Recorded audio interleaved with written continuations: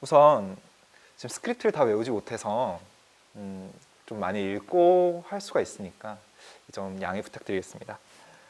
우선 주제는 기술의 발전과 가치 중립성. 제목은 이렇게 정했지만요. 일단 여러 가지 내용을 좀 최대한 나누고자 준비했습니다.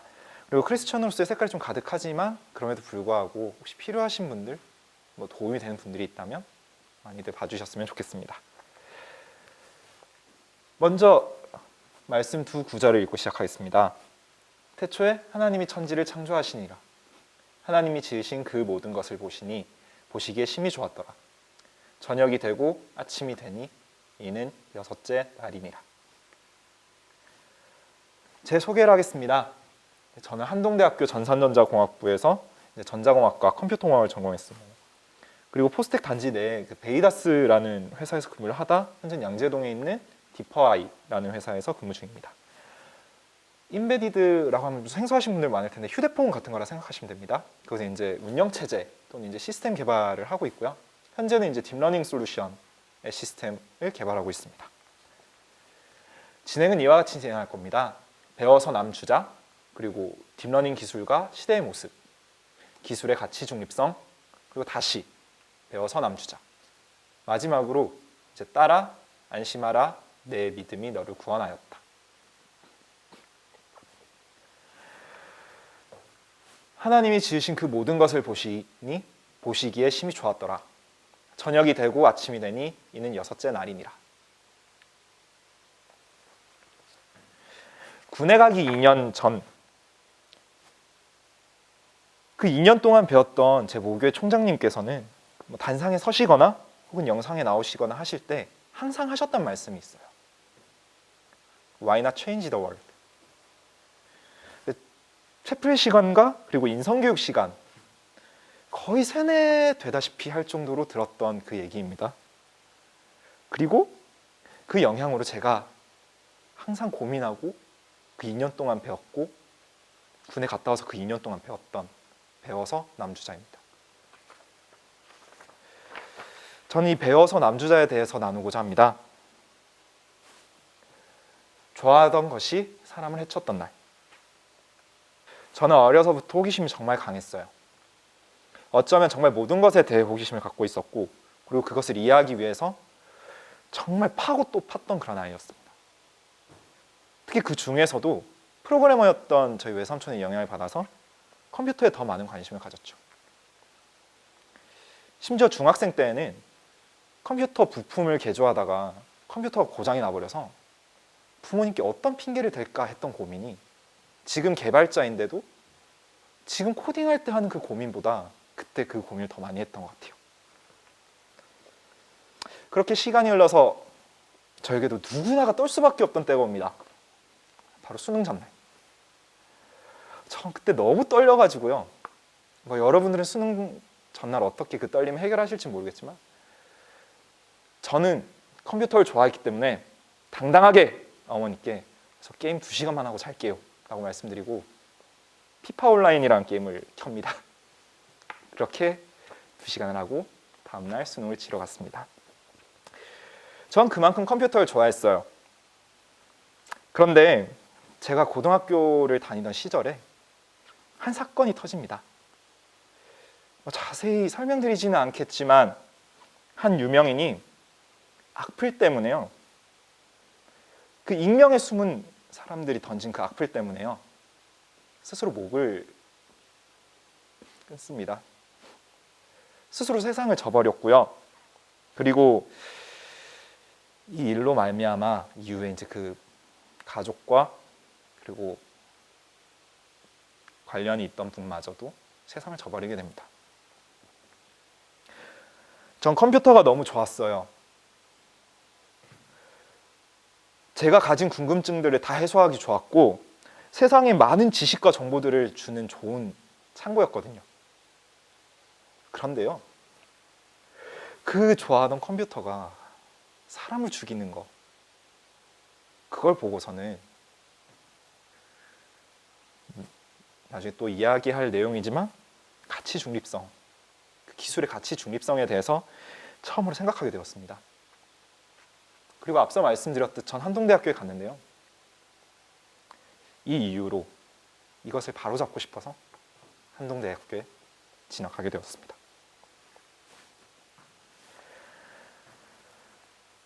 군에 들어가기 전 2년 동안 전 저희 모교에서 배워서 남주자라는 가르침을 받았습니다. 다음으로 지금은 소천하셨지만 초대 총장님의 Why not change the world? 라는 말씀은 정말 귀에 못이 박히도록 들었어요. 참고로 잘 모르시는 분들을 위해서 간단히 설명드리면, 제가 입학했던 이제 12년도 당시 제 모교는 총장님께서 도서관을 다니시며 학생들 등을 토닥여주는, 그리고 학생들이랑 함께 사진을 찍으면 학생들은 그걸 페이스북에 올리면서 귀하다 라고 얘기했던 그런 학교였습니다. 첫 MT 때는 교수님들과 함께 밤새도록 즐거운 마음으로 찬양과 그리고 마피아 게임을 했고요.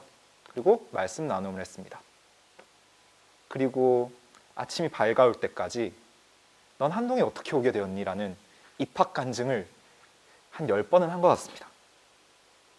제가 다녔던 학교는 그렇습니다.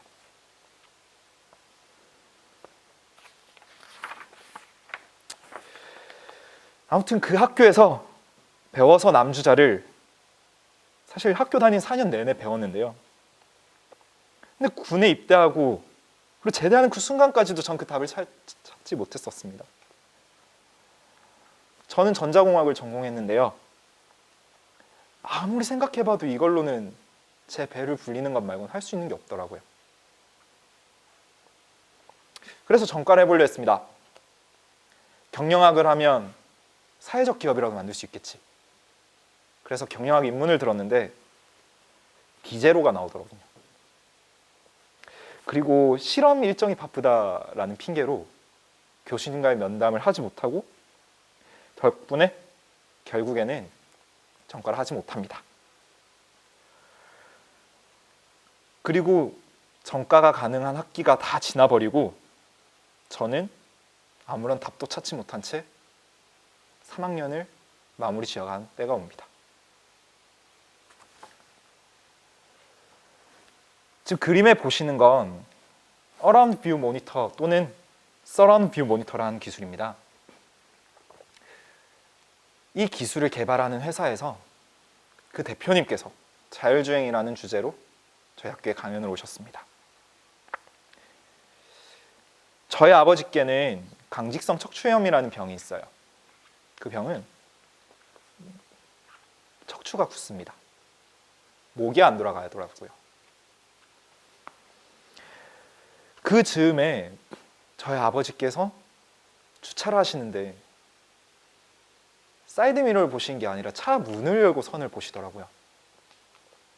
순간 그게 확 떠올랐습니다. 이 기술이면 강직성 척추염을 가진 사람들을 비롯해서 운전이 필요한 사람들에게 운전을 줄 수 있겠구나 하고요. 그래서 바로 산학생 장학생으로 지원을 했고요. 1년 뒤에 입사하게 됐습니다. 과학, 공학기술은 그리고 모든 기술들은 누군가에겐 필수적인 무엇일 수도 있지만요. 또 누군가에겐 사치모에 불과할 수도 있습니다. 그리고 그 말 자체가 갖는 어려움도 있습니다. 그럼 난 어떻게 먹고 살아? 그 질문에 대해서 말이에요. 저도 그거에 대해서 정말 고민을 많이 했는데요. 제가 내린 답은 그겁니다. 하늘에 나는 새도 먹이시는데 설마 날 빌어먹게 하실까? 하늘에 나는 새도 먹이시는 이가요. 정말로 설마 가장 사랑하시는 각자를 굶기기까지 하실까요?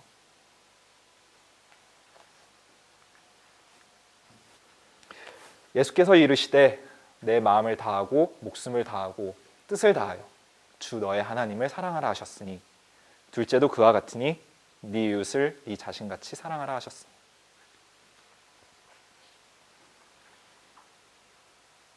배워서 남주자. 생각보다 답은 간단했어요. 그 모든 것의 바탕에 이웃사랑이 되는 거예요.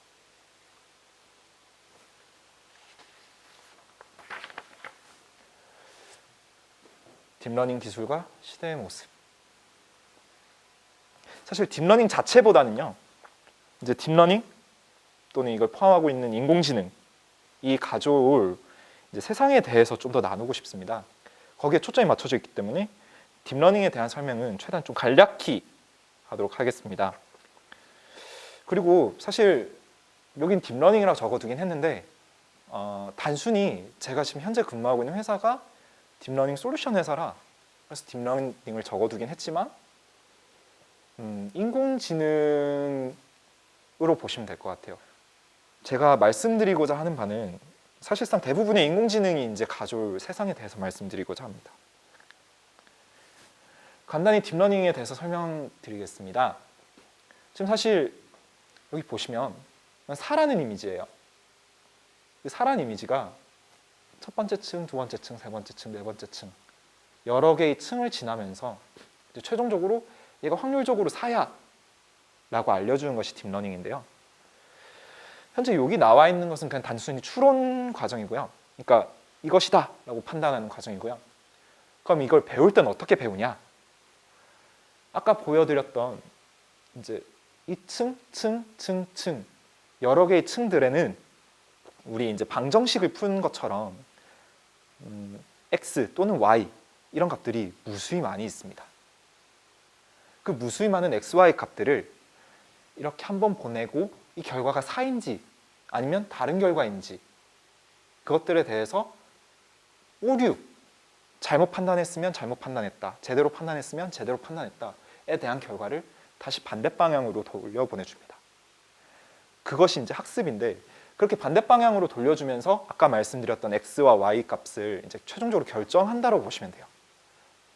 그래서 결국에는 뭐 저 사를 찾는 어플리케이션을 만든다 하면은 단순히 사에 대해서 학습만 하고 그리고 나서 이제 배포할 때는 추론만 배포를 해서 얘는 이제 사를 찾는 프로그램이야. 아니면 숫자를 찾는 프로그램이야. 아니면 사람을 찾는 프로그램이야. 아니면 차를 찾는 프로그램이야. 라고 만들 수 있는 겁니다.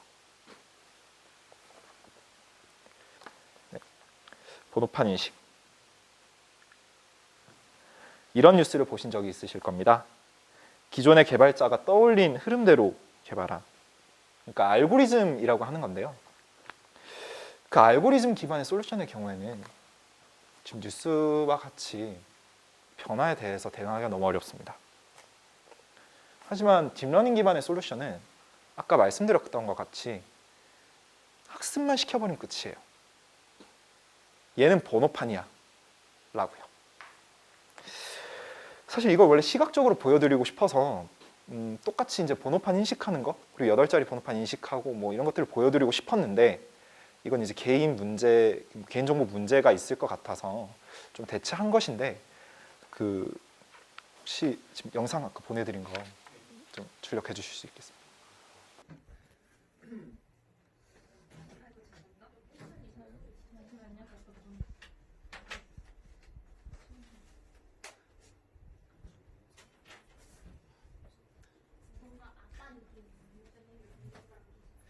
한 번씩만 그냥 들어갔다가 나가주시면 될 것 같아요. 그냥 나가는 게 네네네.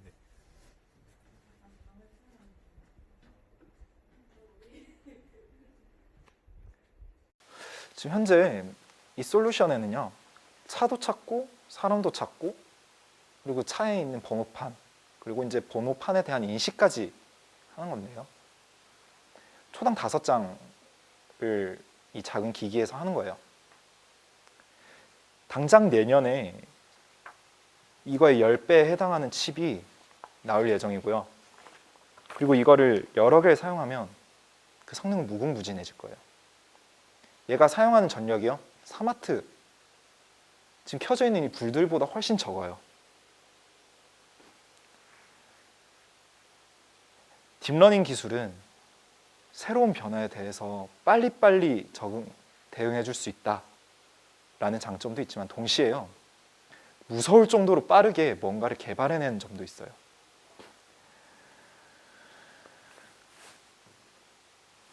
몇 백만 원, 몇 천만 원, 그 정도 장비에서 하던 일을요, 진짜 몇 불, 몇십 불짜리, 이 휴대폰 같은 거, 이 휴대폰보다 훨씬 저렴한, 훨씬 작은 그 기기에서요, 그 무서운 동작들을 다 해내는 거예요. 그리고 그것이 이제 만들어지면요, 이 기술들은 무서울 정도로 빠르게 보급화될 겁니다. 예를 들어 가속 카메라에서 사람이 찾던 거를 카메라가 바로바로 이 번호, 이 번호, 이 번호, 이 번호에서 찾아내는 게 가능해지고요. 무인마트에서는요, 이 사람이 무엇을 샀지? 이 사람이 원하는 제품은 무엇이지? 이것들을 그냥 가게에 있는 그냥 매대에서 바로 찾아주고요. 더 나아가서요, 회사에서는 스마트 팩토리라는 이름으로 많은 사람들을 대체할 거예요. 몇 년 남지 않았어요. 어쩌면 당장 내년이 될 수도 있어요. 기술의 발전은 무섭거든요. 우리가 감당 못할 만큼요.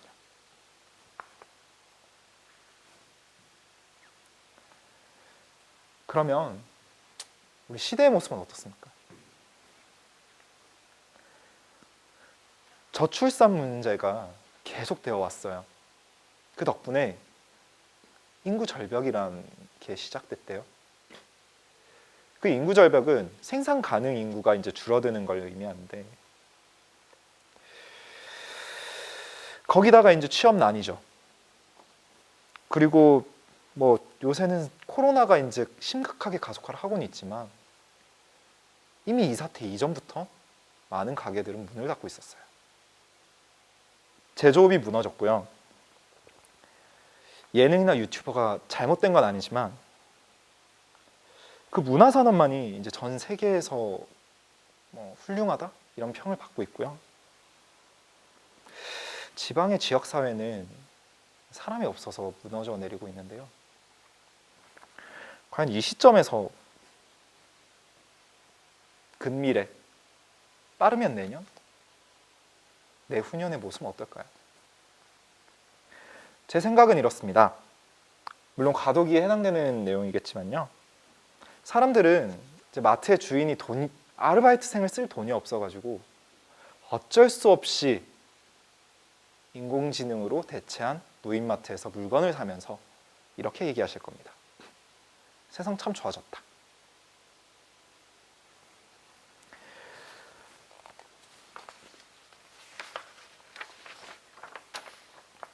그리고 회사들은 이제 인건비를 낼 돈이 없으니까요,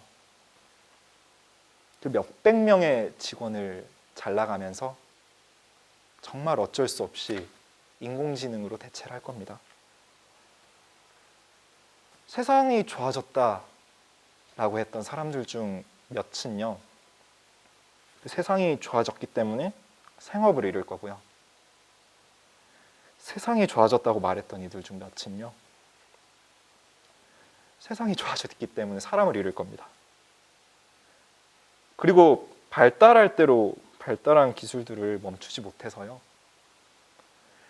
간신히 막아둔 그 범죄를 새로운 방법으로 또 누군가는 저지를 겁니다. 마치 대포통장이나 이런 거 다 잡았는데 암호화폐로 돈 세탁하는 것처럼. 그게 제가 생각하는 근미래의 모습입니다. 세상은 분명 좋아졌는데 근데 생업은 잃고 있어요. 사람도 잃고요. 너무 모순적인 상황이잖아요. 근데 이게 현실이에요. 다른 현실은 그려지지가 않아요, 저한테. 그리고 이걸 막을 수도 없어요. 전 첫 회사를 1년 3개월 만에 퇴사했습니다. 퇴사했던 이유는요, 그룹 세미나 때 한 분께서 그러시더군요. 자동차에서는 완전 자율주행으로 가지 않을 것이다. 반자율주행으로 갔을 때 옵션으로서 팔 수 있기 때문에 그렇게 갈 것이다 라고요. 그랬기 때문에 전 제가 생각했던 것이 배워서 남주자에 해당되지 않는다라고 생각을 해서 그 말을 뒀는데, 근데 그 말에서요, 한 가지 모순점을 찾아볼 수 있습니다. 아까 말씀드렸던 인구 절벽이 시작되었고요. 이제 노인분들은 어쩌면 판단력이 흐리다라는 문제 때문에 실제로 사고도 나고 있고 또는 면허증을 반납하고 있어요. 이런 시대를 살아가는데요. 과연 자동차를 살 사람은 있을까요? 기술이 있기 때문에 시대가 오진 않을 겁니다. 이미 시대가 요구하는 것이 기술이 된 시대가 되었습니다. 그런데 과연 막을 수 있을 거라 생각하십니까?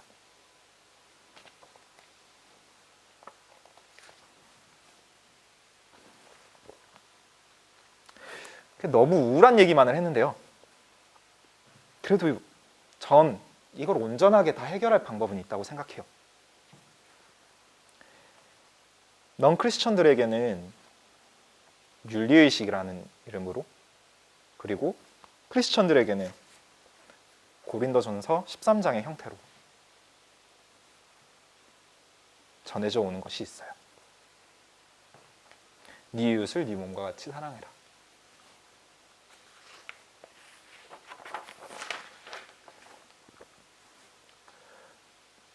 하나의 식으로 서로 반대되는 현상에 적용이 되는 이론이 있습니다. 바로 특수 상대성 이론인데요. 그리고 이제 반대되는 현상은 핵융합과 핵분열입니다. 사실 핵분열 자체는 그렇게 나쁘진 않은데요. 그 핵분열 중에서도 핵무기에 초점을 맞출 겁니다. 보이는 이 식을 담겨있는 특수상대성 이론, 그 이론을 통해서요, 우리 인류들은 이제 막대한 에너지를 얻을 방법에 찾았어요. 특히 핵융합 같은 경우에는 바닷물을 사용해서 자원이 마를 일도 없어요. 그리고 단 1g만으로도 12,500리터의 석유랑 맞먹는 에너지를 만들 수 있어요. 심지어 환경에도 무해하다고 할 수 있어요.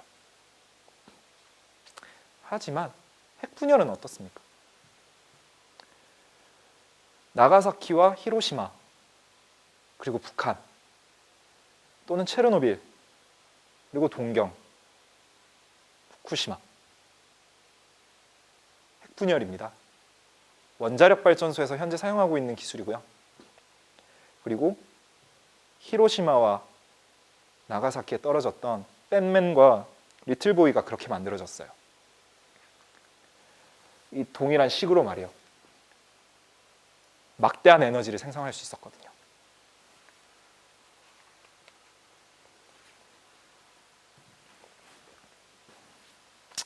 이제는 어쩌면 모든 사람의 손에 이제 스마트폰이라는 상당한 컴퓨터가 생겼어요. 그 컴퓨터의 성능은 10년, 15년 전 데스크탑보다 훨씬 성능이 좋아요. 인터넷을 사용하기 위해서 20년 전처럼 모뎀의 그 지지직거리는 소리를 듣지 않아도 되고요. 그리고 전화비 걱정 없이 인터넷을 쓸 수 있어요. 근데 이 인터넷은 더 대단했던 건요, 10대 소년이 60년 동안 바뀌지 않았던 췌장암 진단 키트를 만드는데도 도움을 주었습니다. 때로는 한 나라의 그 혁명을 도와주는 매개체 역할도 했습니다. 그리고 지금 같은 상황에서 온라인으로 예배를 드릴 수 있게도 해주었습니다. 하지만요, 앞서 말씀드렸던 유명인의 죽음, 그리고 악플, 사이버 성착취를 비롯해 여러 범죄들로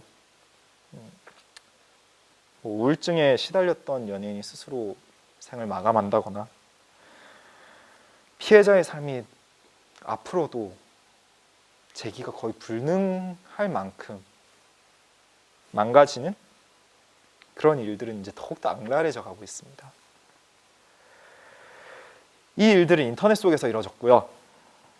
순기능만 있을 줄 알았던 그 인터넷이요.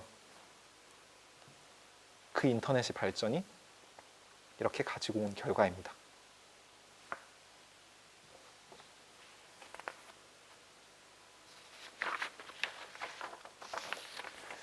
혹시 카톡 또는 메시지 보내실 때 키읔을 10번 치시는 동안 과연 여러분들은 웃으십니까? 인터넷 세상 속 사람들은 다 특별할 줄 알았어요. 그런데 어떻던가요? 다 평범한 사람들이었어요. 특히 지금 이 영상을 이제 찍게 된 계기가 된 사람, 박사방을 운영하셨던 그분, 너무나도 평범해 보이지 않던가요? 너무나도 성실히 사는 그 학생처럼 보였지 않나요? 근데 그 성실하고 평범해 보였던 사람이요, 그 사람이 저지른 일은 어땠어요? 너무 잔혹했잖아요. 그런데 인터넷 세상 속에서는 똑같이 그 평범한 사람들이요, 그 피해자들을 비웃고요, 비아냥거리는 일들이 비일비재해요.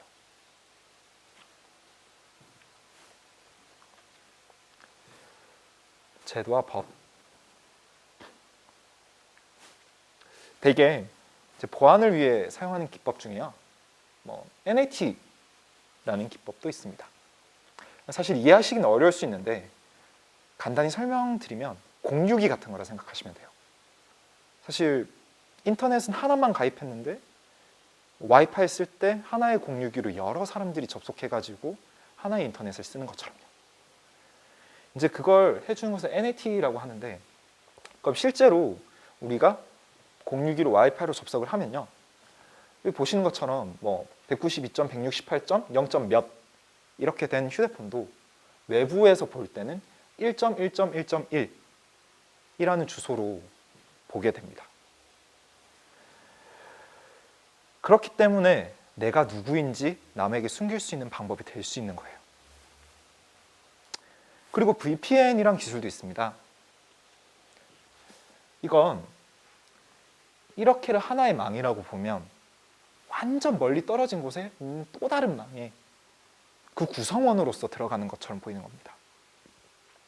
그렇게 되면요, 나는 분명 우리 집에서 인터넷을 쓰는 것처럼 보이겠지만 실제로는 우리 집에서 인터넷을 쓰지만 외부에서 볼 때는 저 멀리 있는 일본, 미국, 마다가스카르 이런 곳에서 인터넷을 하는 것처럼 보일 수도 있게끔 할 수 있다는 거예요.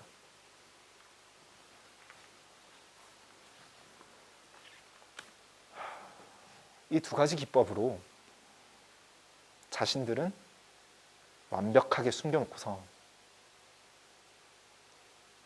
못된 짓들은 얼마든지 벌릴 수 있다는 거예요.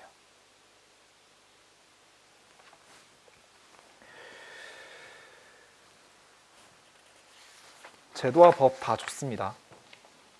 저도 진짜 중요하다 생각하고 저 또한 법대에 가고 싶었거든요. 근데 잡지 못하는데 의미가 있습니까? 회사 보안 시스템을 제가 혼자 구성을 하고 있어요. 근데 이걸 악하게 쓰는 사람들은 저보다 더 치밀하게 써요.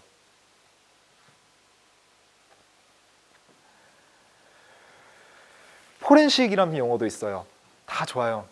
근데 이미 옛날부터 있던 방법 중 하나인 디가우징이 될 수도 있고요, 아니면 제로필이라 해서 모든 데이터를 0으로 만들어버리는 그 방법만 쓰면 전 찾지 못한 걸로 알고 있습니다. 데이터가 남지 않으니까요. 이 모든 것들은 과거부터 존재했던 기술들이고 이 보안 기법들도 과거부터 쓰였던 겁니다. 그런데도 이렇게 잘 숨는데요. 새 기술이 나오고 새로운 무언가가 나오면 그땐 진짜 잡을 수 있겠습니까? 인터넷은 데이터를 주고받을 때 이제 패킷이라는 단위로 데이터를 주고받습니다. 뭐 어떻게 아시는 분들은 뭐 맥주소 이런 것들도 뭐 많이 들어보셨을 텐데 패킷에 있는 데이터를 처음부터 끝까지 패킷엔 주소, 목적지, 이게 어떤 데이터인지 또는 진짜 데이터까지가 다 들어가 있는데 그 모든 것들을 직접 만들어서 통신도 가능해요. 실제로 그렇게 만들어서 회사에서 사용하고도 있고요. 패킷을 분석한다 다 좋아요. 근데 패킷을 그렇게 만들어 버리면 분석하는 데 의미가 있을까요?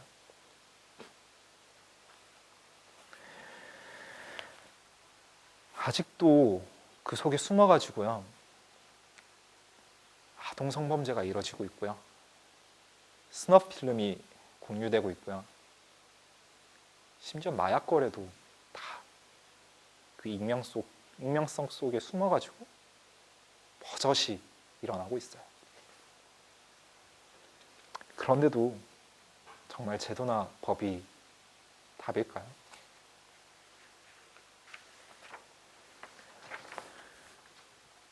기술은 가치 중립적입니다. 기술의 발전이 가지고 온 상황들이 아니에요. 자유시장 경제에서 살아남기 위해서 바른 생활보다 수학을 더 공부했고요. 즐거운 생활, 슬기로운 생활 할 시간에 국어나 영어, 그리고 친구들하고 즐거운 시간을 보내야 할 때 그 친구들과 경쟁을 했습니다. 그리고 크리스천으로서 말씀 한 줄 읽는 것보다 영어 문장 하나 읽는 것, 그게 더 중요했습니다. 서로 경쟁 상대니까 사랑할 필요 없잖아요. 나만 성공하면 됐잖아요. 그리고 나만 호의호식하면 됐잖아요. 그게 저희 세대의 생각일 겁니다. 그리고 저희 다음 세대에도 생각일 겁니다.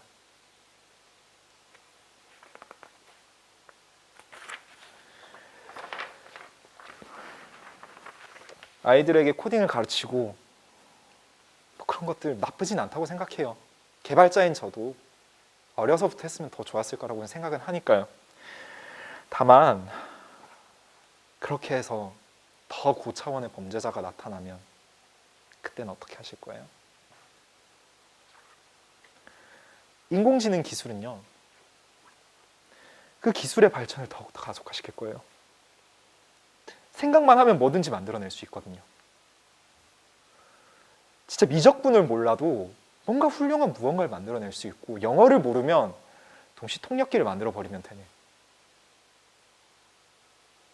그런 시대가 조만간 올 거예요. 그럼 다시 원점으로 돌아와서요. 여러분들은 또는 여러분들의 자녀들은 이 암울하고 어두운 사회에서요. 어떤 역할을 하시고 또 어떤 역할을 하시길 원하십니까? 둘째도 그와 같으니 네 이웃을 네 자신과 같이 사랑하라 하셨으니. 사실 이 문장만 보면 사실 전 개인적으로 막연한 희생이 보였어요. 내 즐거움과 기쁨 이런 것들을 다 포기해가면서까지 나의 이웃을 사랑해야 한다는 강제성으로 보였거든요. 예수께서 이르시되 내 마음을 다하고 목숨을 다하고 뜻을 다하여 주 너의 하나님을 사랑하라 하셨으니 둘째도 그와 같으니 네 이웃을 네 자신같이 사랑하라 하셨으니. 이렇게 보면요, 하나님이 먼저예요. 하나님은 사랑이십니다. 즉, 그 사랑은 그 원천인 하나님께로부터 받아요. 이웃을 사랑하는데 네 몸과 같이 사랑하라고 해요. 네 몸을 사랑해야 하고요, 그리고 이웃도 사랑해야 합니다. 그리고 그건 하나님으로부터 받는 그 사랑이요, 그게 너무 기쁘고 감사해서, 그렇기 때문에 하나님을 너무 사랑하니까 그 힘으로 하나님께 그 넘치게 받은 그 사랑을 이웃들과 함께 나누는 거다. 전 그렇게 생각합니다. 기술은 가치 중립적입니다. 그렇기에 이웃을 사랑하는 마음이 없어서는 안 됩니다. 사실 모든 학문들은 다 그렇습니다. 이웃을 사랑하는 마음이 없어서는 안 됩니다. 이제는 너무나 많은 것을 쉽게 접할 수 있고요, 그리고 쉽게 만들 수 있는 시대가 이미 되기도 했고, 그리고 이제 더욱더 그 방향으로 나갈 겁니다. 상식적으로 이제 개발자들도 나이가 먹어가는데, 저 솔직히 이거 40살까지 이렇게 했다간 죽을 것 같거든요. 단명할 것 같아요. 그렇기 때문이라도 이 개발마저도 이제 쉽게 되는 시대가 올 수밖에 없습니다. 그렇다면 여러분들은, 또는 여러분들의 자녀는 어떻게 되고 또 어떻게 되길 원하십니까?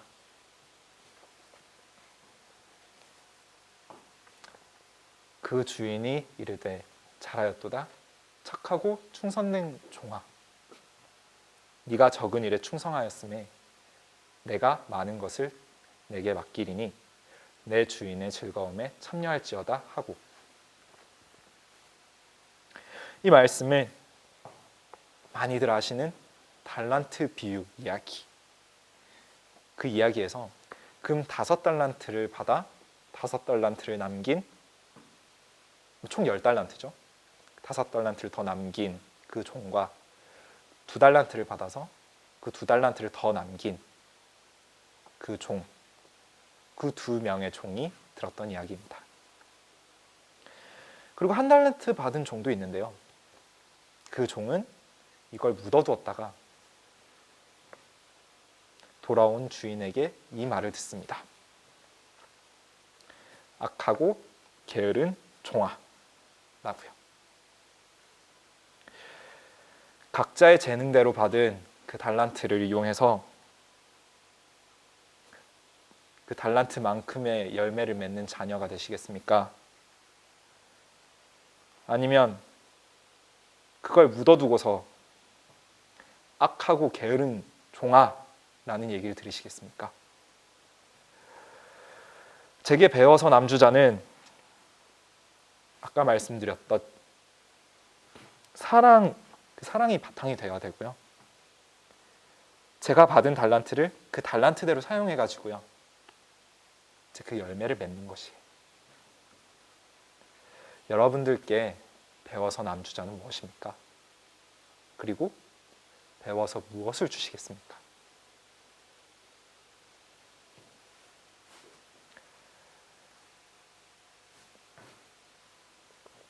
내용을 정리하겠습니다. 내가 내게 있는 모든 것으로 구제하고 또 내 몸을 불사르게 내줄지라도 사랑이 없으면 내게 아무 유익이 없느니라. 소위 사랑장애라고 말하는 고린도전서 13장의 말씀입니다. 계속 말씀드렸던 건 기술의 발전은 정말 무서울 만큼 빠릅니다.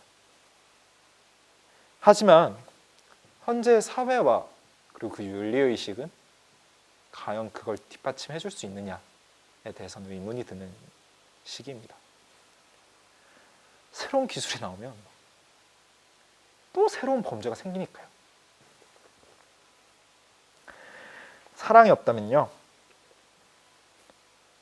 결국엔 새로운 범죄의 피해자는 또 생길 거고요, 그리고 사랑이 없다면 새로운 범죄의 피의자도 생길 것입니다. 그것도 아주 평범한 사람. 제가 살아가고 있는 지금요, 과연 사람들은 서로 사랑하는지 모르겠습니다. 그리고 그 다음 세대는 또 어떨지 모르겠습니다. 다만 크리스천이라면요,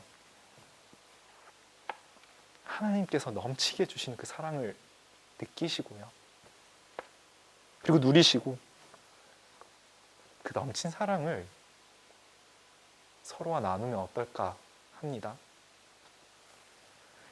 정말 암울하다면 암울한 이 세상, 이 암울한 세상 속에서 그것만이 빛과 소금이 되는 유일한 길이 아닐까라고 생각해 봅니다.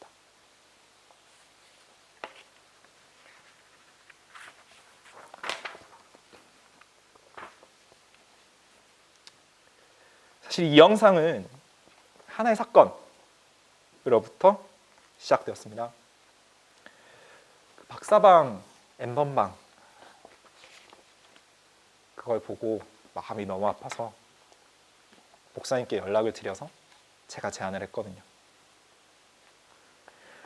그 사건은요, 학생 어른 할 것 없이 모인 그 채팅방에서 협박한 여성들을 성놀이개로 사용하면서 성을 착취했던 사건이에요. 따뜻한 포옹이 사라진 시대잖아요. 어떤 아이들이나 어른들은요, 그렇기 때문에 잘못된 관심이라도 그 관심을 얻기 위해서 일탈계라는 것을 운영하고 있고요. 그리고 그걸 이용해가지고요, 어쩌면 코드 자체는 정말 간단할 수 있는데 그 코드를 던져서 이 링크를 클릭해서 그 사람의 모든 정보를 가져가요. 그 링크 클릭 한 번 때문에 이제 지옥 같은 삶이 시작되는 겁니다. 또는요, 비교적 쉽게 돈을 벌 수 있다라는 꼬임에 넘어가서요, 그 지옥 같은 삶이 시작되는 거예요. 이 사건의 피해자들은요, 몇몇 커뮤니티들에서는 사건 자체로도 조롱을 받고 있고요. 아마도 아까 말씀드렸던 기법인 그 VPN, NAT 그 기법들을 최대한 활용해서 만들어진 딥웹이라는 곳에서는요, 아마 더 심하게 갖고 놀고 있을 거예요. 거긴 잡기가 정말 어려우니 어쩌면 공유가 되고 있을지도 모르죠. 그런데 피해자분들께 꼭 하고 싶은 말이 있어요. 새벽 이슬 젖은 냄새, 그리고 참새의 짹짹거림, 시골에서 보는 새벽 하늘에 반짝이는 별들, 다채로운 색의 봄의 꽃들, 푸른색의 여름, 먹을 것이 많은 가을, 그리고 보일러를 틀어놓고 까먹는 겨울의 귤. 이 모든 것들은 여러분들께 처음부터 허락되었던 것들이에요. 세상 사람들이 뭐라 하든 상관없어요. 여러분들은 행복할 자격이 언제든 있으니까요. 그 누구도 여러분들을 주눅들게 할 수가 없어요. 그럴 자격도 없고요. 물론 첫 발은 되게 힘들 거예요. 당연히 힘들겠죠. 그 용기를 내기가. 그런데 일어났으면 좋겠어요. 그리고 원래 가지고 있던 꿈이 있다면 그 꿈을 펼쳤으면 좋겠어요. 꿈이 없다면 꿈은 꾸면 되죠. 아직 살 날 많잖아요. 그러니까 일어나요. 그리고 같이 세상을 바꿔요.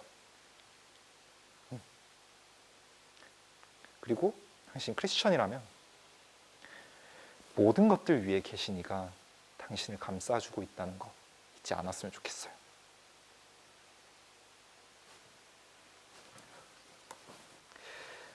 사실 이 곡들은 힘들 때 정말 많은 힘을 얻었던 곡들이에요. 그리고 다 찬양인데 이제 맨 마지막 거는 찬양이 아니라 가요거든요. 타블로라는 사람들 뭐 아신 분 아시겠지만 이제 스탠포드 안 나왔지! 라고 한 사람들 때문에 되게 많은 스트레스를 받았었어요. 뭐 살해 위협도 받고요. 그리고 그것 때문에 뭐 소송 문제도 있고, 그걸 증명하기 위해서 스탠포드에 뭐 직접 갔다 오다가 뭐 이런 것들을 되게 많이 고난을 겪었어요. 그 시기에. 그리고 그 시기를 이겨내고 나서 이제 발매한 음악인데요. 하루하루 진짜 사소한 그 순간들이 얼마나 고마운지, 그리고 그랬기 때문에 그것들로 힘을 얻어서 하루하루 살아난다 라는 의미가 있는 곡이에요. 세상이 많이 좋아져가지고 유튜브에서 검색하면 들을 수 있으니까요. 기회가 된다면 한번 들어봤으면 좋겠어요. 네, 강연 들어주셔서 감사합니다.